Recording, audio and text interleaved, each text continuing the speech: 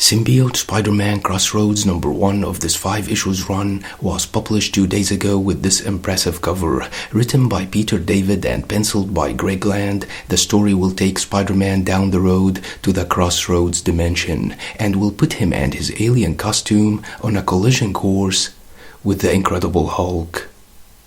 The book opens with Jonah Jameson and Robbie Robertson waiting for the president to arrive. The president then arrived and Jonah introduced himself and Robbie and was about to shake hands with him when Spider-Man suddenly intervened.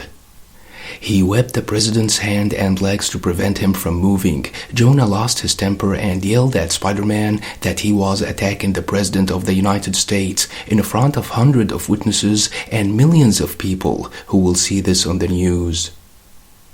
Spider-Man then exposed the impostor and removed his mask, revealing that it was the chameleon impersonating the president. Spider-Man then explained that the chameleon was going to poison Jonah and everyone he met with a toxic ring on his finger.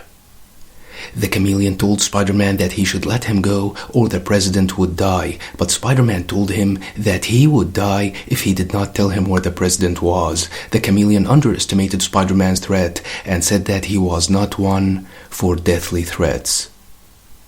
Spider-Man said that he wasn't, but his friend was, as he was going to shoot Chameleon if he did not say where the president was. Spider-Man said that his friend's name was Frank, but his other name was the Punisher, and he would make Chameleon suffer before he kills him.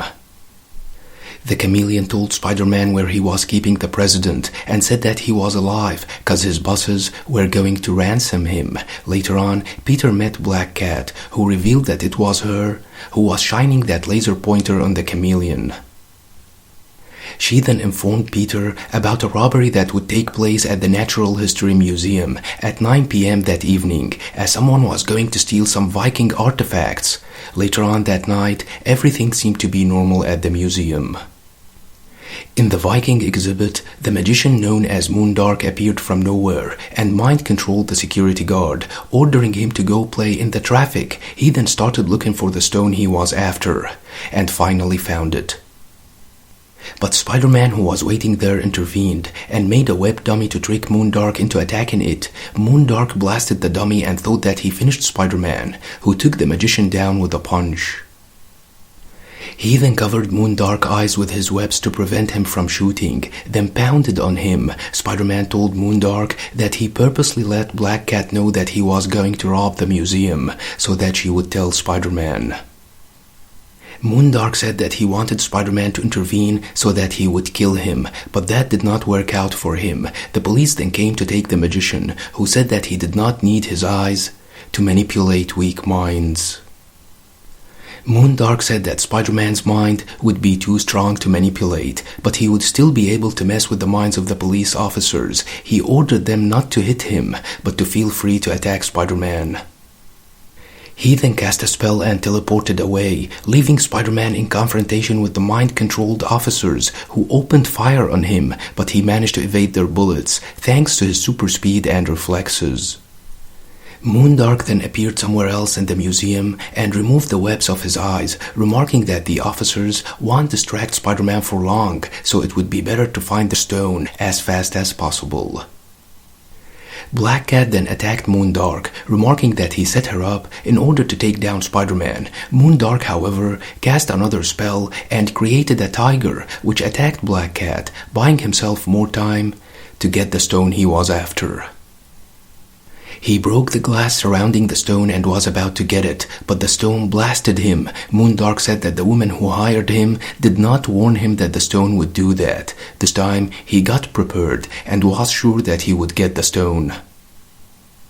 Meanwhile, Black Cat was still fighting that tiger which Moondark created when she told it to scat, and that tiger suddenly disappeared. She then told Spider-Man that she was being chased by a Thundercat that Moondark created.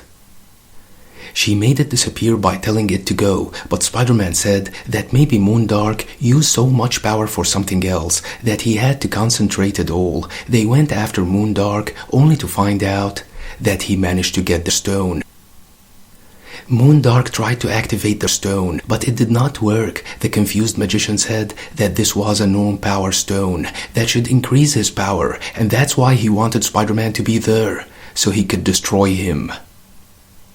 The security guard, who was mind-controlled by Moondark in the very beginning, came back and stunned the magician, remarking that Moondark forced him to play in the traffic, so a car hit him, sent him flying, and snapped him out of his mind control. Spider-Man then picked up the stone and wondered why it did not work with Moondark. Suddenly, Cornella the Norn Queen intervened and said that the stone requires the touch of a godly being like her to activate it. The stone was surrounded by a charm that prevented her kind from handling it and shielded it from magic users, but Moondark attended to that. She then snatched the stone from Spider-Man, remarking that she could feel its power. Spider-Man attacked Cornella, remarking that if she was a real goddess, then she would not expect a direct attack. This enraged the goddess, who opened a portal and decided to banish Spider-Man, remarking that she wasn't going to bother fighting him. Spider-Man, however, managed to take the stone from the goddess before going through that portal. He ended up in the Crossroads dimension, where he found himself face to face with none other than the Incredible Hulk. The Hulk was banished to the Crossroads in the Incredible Hulk number 300, when Banner was consumed by the fury of the Hulk and went on rampage, forcing Doctor Strange to exile him to this dimension. Let me know what you think about this book, and don't forget to subscribe, share, and like. Thanks for watching, and have a nice one.